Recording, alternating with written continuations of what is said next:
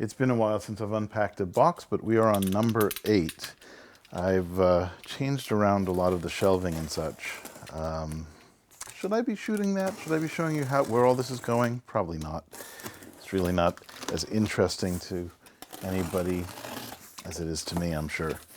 All right, this one was very heavy, so I assume it's all papers and books and such.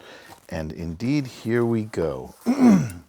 At first glance, it looks like it's going to be a lot of basically things from the dot-com boom. And this was kind of interesting.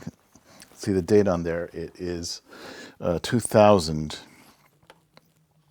And basically, this is a lot of internet companies that were around in 2000. And it would be interesting to go back and see what they're worth now. But it's all the business information, what their stock reports are. If they're, in this case, this is the public companies, and I assume this is the private companies. For all the big investors. Oh, Cogent, I think they went public. I would guess that a huge percentage of the private companies never did go public, though. Anyway, yeah, this is a lot of, I would say, 1991 to probably early 2000 stuff. So computer history, basically. Peter Salas actually is somebody I know, only because his daughter went to my high school and we were friends. And I only found out later that he was involved in the earliest days of the internet. Early computer magazines. I wrote for this, so one of my articles is no doubt inside it. Let's just see if I can quickly find it. Probably not.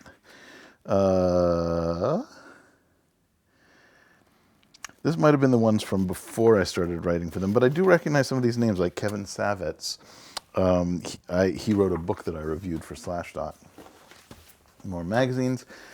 I wrote an article about eBay in its earliest days, and this was one of the first books, so to speak. And as you can see, it's just a photocopied set of papers. But let's see. Yeah, it's just all about how to get on eBay in whatever year this was. This was in... is there a date on it? I'm going to guess that it was 1996, 97, very, very early.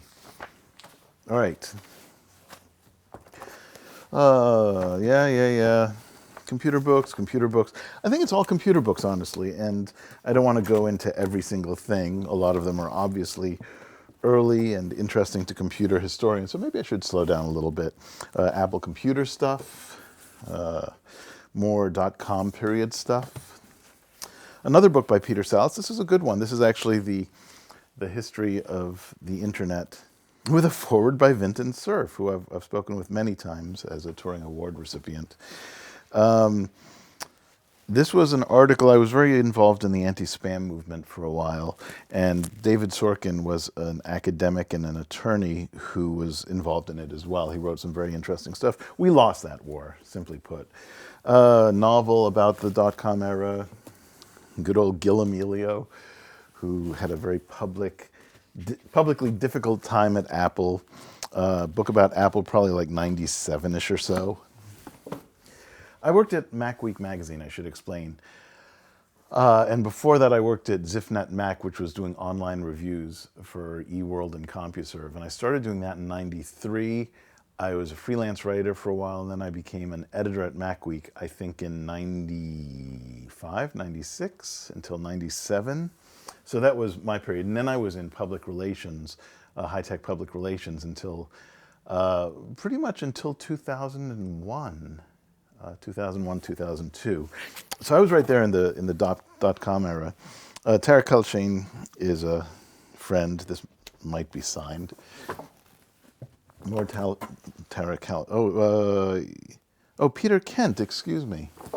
Anyway, we were all on this mailing list called Netpreneurs, run by Randy Cassingham. Wonder if it's still going. Early computer books, I think these are 70s, possibly late 70s. Does it say anywhere easy to find? Yeah, it was early enough that a lot of it is about electronics and logic gates and such. Yeah. All right, what else? I was big into the TRS-80 in the late 70s. I used to hang out at Radio Shack. The RS, it's Tandy Radio Shack, that's what TRS is. John Scully, who was the CEO of Apple, this was before Gil Amelio, so late 80s, I think. He took over from Jobs. Netscape, blah, blah, blah. AOL.com. Interesting about this, Kara Swisher has had a really good career. I forget exactly what she's doing, but she's doing a lot of like big TV things now, I think. She's one of the big names. More early computer things. This one's quite good, quite interesting. From Altair to IBM, so that gives you a sense of the period. That's 1972-ish until 1990 or so. More computer books. The whole internet in one book. It's an O'Reilly book. And it doesn't have an animal cover, so maybe I don't know if animal covers were happening then. It's 1992. So this was the internet just before the public really got its hands on it. It was still an academic thing. But there was starting to be email exchanges with AOL and CompuServe, and I think maybe one or two of them web browsing wasn't a thing, but there may have been some early motions into Gopher through those services. I'm not sure. This is a really good book by Crystal Waters, who I worked with at ZipNet Mac. And that is her name. That is her actual name. It's a very well-made book. Is this one actually? This one is black and white. No, it's not. It's in color. And this was like 94, 95, I think. Let's see. Maybe a little bit earlier. 97, I'm sorry.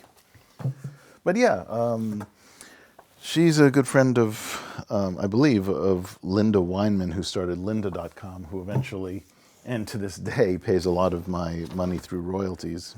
Again, early computer things. This I got from my parents. I think this is from the 50s.